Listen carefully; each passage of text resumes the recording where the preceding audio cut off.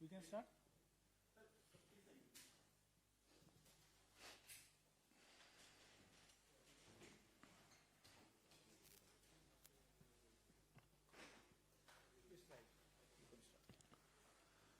दोस्तों, आज का विषय किसानों की आमदनी को लेकर के है।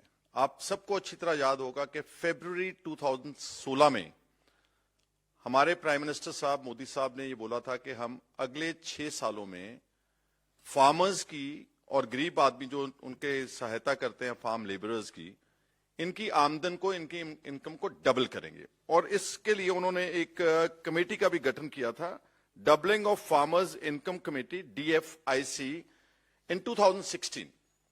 अब 16 से लेकर के 22 तक पूरे 6 साल का समय हो गया है, in fact more than 6 years now. लेकिन फार्मर्स की आमदन बढ़ने की बजाय घटी है। वो डबल तो क्या होनी थी, जो पीछे जो यूपीए की गवर्नमेंट में जो ट्रेंड सेट किया था डॉक्टर मनमोहन सिंह जी की सरकार ने, उसको इन्होंने तोड़ा और फार्मर्स की इनकम को रिड्यूस किया है।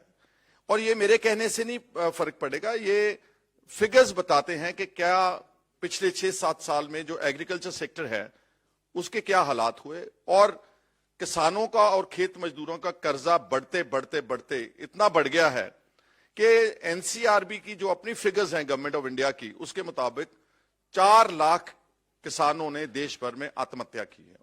अब अगर आमदन बढ़े तो कोई इतना बेवकूफ तो है नहीं कि अपनी जान गवाएगा। जान इसलिए गवा रहे हैं। और पंजाब जैसी स्टेट प्रोग्रेसिव, वहां पर भी there are large number of farmers and farm labourers committing suicides because unfair pricing है क्रॉप्स की। अकेली अनफेयर प्राइसिंग नहीं है, जो उसकी इनपुट्स हैं उनको इस सरकार ने इतना इन्फ्लेट होने दिया, इतना महंगा होने दिया कि जो ये आप एमएसपी जो फ्रिवलस इंक्रीज करते हो, मियागर इंक्रीज करते हो, उसका फार्म इनकम के ऊपर कोई इफेक्ट नहीं पड़ता। और इनफैक्ट उसकी जो आमदन है किसानों की, वो पिछले सालों में घटी है। इसको अभी मैं फिगर्स की बात भी करता हूं, लेकिन हम डिमांड करते हैं कांग्रेस पार्टी की तरफ से कि भारत सरकार, मोदी साहब की सरकार, एक व्हाइट पेपर जारी करें। और इस व्हाइट पेपर में 2004 के जो उस वक्त प्राइसेस थे क्रॉप्स के और जो फार्मर्स की इनकम थी उसको ले लें, 2014 वाले को पैमाना मान के ले लें, और फिर अब 2022 में बताएं कि इस वक्त किसानों की आमदनी के क्या हालात हैं। और यह बात मैं इसलिए कहना चाहता हूं कि आप अगर एमएसपी की बात करें तो 2004 में जब यूपीए गवर्नमेंट ने स्टार्ट किया अपना काम, तो उस वक्त गेहूं के दाम, जो वीट के दाम थे, वो 640 रुपए क्विंटल थे, 640 रुपीज पर क्विंटल। और उसमें उनके टेन्योर में, डॉक्टर मनमोहन सिंह की टेन्योर में 1285 रुपए पर क्विंटल गेहूं के दाम हुए हैं। इसी तरह जो पैडी की जो थी एमएसपी, धान की एमएसपी जो थी, वो 560 रुपए प्रति क्विंटल थी। That went up to 1250 rupees per quintal in 2012। So UPA की गवर्नमेंट में जो इंक्रीज थी, जो इट वाज, अगर परसेंटेज वाइज इंक्रीज देखें तो it was literally doubling the prices of crops during the UPA tenure of doctor Manmohan Singh ji, doubling. और अगर हम अब की बात करें, 50% इंक्रीज मतलब हमने यूपीए की गवर्नमेंट में दिया था। और जो अब काफी अरसे से मोदी साहब के जो जुमले छोड़ रहे हैं इधर उधर के, ये बहुत मियागर इंक्रीज हुई है, बहुत कम इंक्रीज जो एमएसपी क्रॉप्स के ऊपर हुई। और सबसे बड़ी बात यहां मैं करना चाहता हूं कि इतना बड़ा आंदोलन हुआ देश में, एसकेएम ने और बहुत सारी किसान जथेबंदियों ने, ऑर्गेनाइजेशंस ने लगभग 1.25 साल यहां पर बैठ करके एजिटेट किया। उनकी मेन प्रमुख डिमांड थी कि जो हमारी मिनिमम सपोर्ट प्राइस सिस्टम है, इसको जो आपने प्रॉमिस किया था बीजेपी के 2019 मैनिफेस्टो में कि हम इसको स्वामीनाथन कमेटी की रिपोर्ट के रिकमेंडेशंस के हिसाब से लागू करेंगे देश में, and that formula was C2 plus 50% increase. जो भी इनपुट्स होंगी फसलों की, चाहे वो डीजल है, चाहे पेस्टिसाइड है, चाहे लेबर है, चाहे फर्टिलाइजर है, चाहे एग्रीकल्चर मशीनरी की कॉस्ट है, इन सारी चीजों को कैलकुलेट करने के बाद जो एमएसपी देंगे वो कम से कम उनको 50% ओवर एंड अबव प्रॉफिटेबल देंगे, जो भी उनकी कॉस्ट होगी। अगर C2 प्लस 50% फॉर्मूला के साथ स्वामीनाथन कमेटी की रिपोर्ट के साथ कैलकुलेट किया जाए मोटे तौर के ऊपर, तो जो आज वीट और पैडी की जो एमएसपी है लगभग 2000 रुपए प्रति क्विंटल है, it should be actually 4000 rupees per quintal. 4000 रुपए के करीब एमएसपी होनी चाहिए स्वामीनाथन कमेटी की रिपोर्ट के हिसाब से, अगर मोदी साहब की सरकार डबलिंग की जो प्रॉमिस की थी वो करते। तो कहां 4000 रुपए प्रति क्विंटल और कहां 2000 रुपए प्रति क्विंटल। और आज पहली सरकार हमने देखी है and during 75 years of independence, this is the only government which has imposed GST on agriculture inputs. Fertiliser के ऊपर जीएसटी, पेस्टिसाइड के ऊपर जीएसटी, जो एग्रीकल्चर मशीनरी हम यूटिलाइज करते हैं, ट्रैक्टर्स जो उसके बनाते हैं, फार्म के इंप्लीमेंट्स बनाते हैं, उसके ऊपर सारी जीएसटी। और जीएसटी का भी पूरा दाम जो है जीएसटी का, जैसे किसी हॉस्पिटैलिटी इंडस्ट्री को लगाते हैं, कॉर्पोरेट्स को लगाते हैं, उतने ही दाम जीएसटी के एग्रीकल्चर की इनपुट्स के ऊपर लगाते हैं। और आप डीजल और पेट्रोल की बात करें, क्योंकि डीजल की बात करें, डीजल एक मेजर इनपुट है एग्रीकल्चर की सारी इकोनॉमी में, एग्रेरियन इकोनॉमी में। अब आप देखें कि 2014 में जब मोदी साहब ने टेक ओवर किया एज प्राइम मिनिस्टर, उस वक्त डीजल की जो प्राइस थी, वो हम दिल्ली की बात कर लें या देश की बात कर लें, इट वॉज 55 रुपीज 48 पैसा।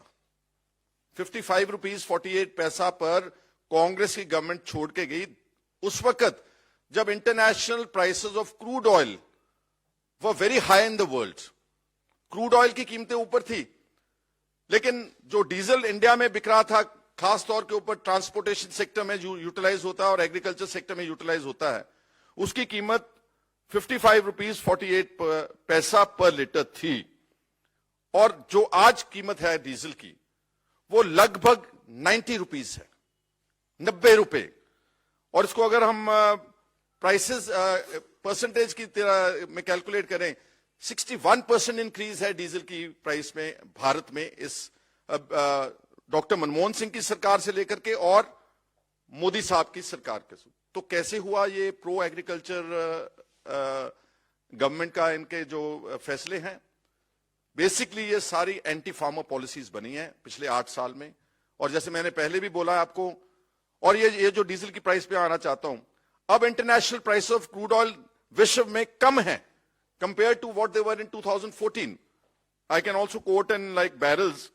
आज जो है एवरेज प्राइस है जो बैरल की है वो 78 डॉलर्स पर बैरल है, 78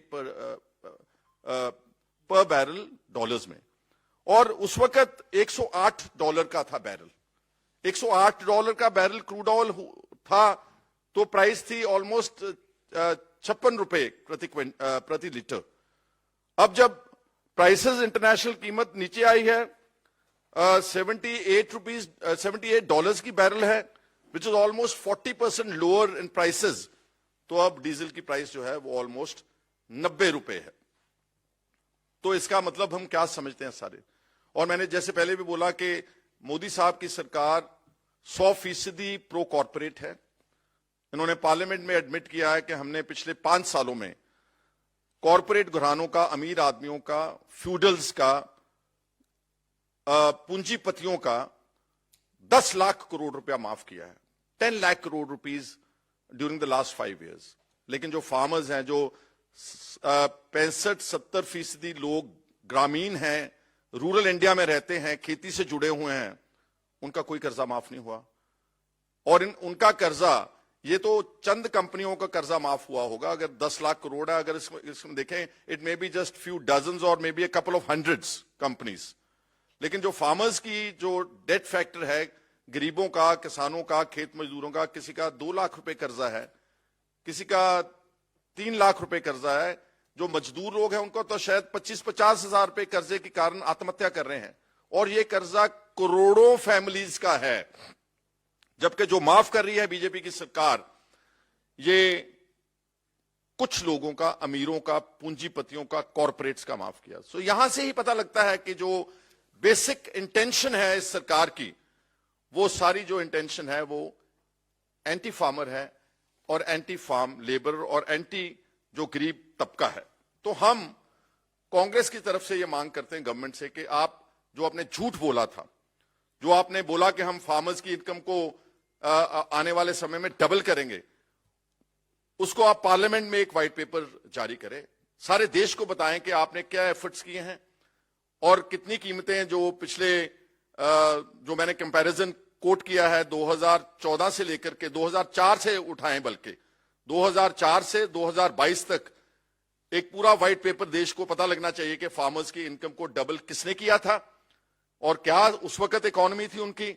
और पिछले लगभग 8 साल में मोदी साहब की सरकार में किसानों का और खेत मजदूरों की आर्थिक हालात हैं, जो इकोनॉमिक सिचुएशन है, उसके ऊपर एक व्हाइट पेपर का हम डिमांड करते हैं। और बीजेपी से यही बोलेंगे मोदी साहब से कम गरीबों से, गांव के लोगों से, भोले भाले लोगों से झूठ मत बोलिए, उनको सच बताएं, झूठे वायदे मत करें। आपके मैनिफेस्टो की आप पढ़ लें क्लॉज, स्वामीनाथन कमेटी रिपोर्ट की और डबलिंग ऑफ फार्म इनकम की, उसके ऊपर आपको ये हमारी चुनौती है कि पार्लियामेंट में आने वाले इसी सेशन में आपको एक व्हाइट पेपर एग्रेरियन इकोनॉमी के ऊपर और particularly keeping in view the inputs of agriculture and the prices fixed over a period of time of the minimum support price of different crops, इसका एक व्हाइट पेपर पार्लियामेंट में जारी होना चाहिए। और मैं रिएटरेट करता हूं कि जो किसानों ने आंदोलन किया था, आपने उनको भी धोखा दिया है। 600-700 किसान दिल्ली के बॉर्डर में मरा है, उसकी जान गई है, और आपने वायदा किया था कि हम इस सारे देश में मिनिमम सपोर्ट प्राइस को लीगल गारंटी बनाएंगे, लेकिन आपने आज तक उसको लीगल गारंटी भी नहीं बनाया। जो कमेटी बनाई आपने ब्यूरोक्रेट्स की और अपने जो आपके ऑर्गेनाइजेशंस आपके साथ हैं बीजेपी के, किसान ऑर्गेनाइजेशंस की, जो उनके आपकी हाथ ठोका है, आपने उनको ले लिया केवल। ये सारी कमेटी भंग होनी चाहिए।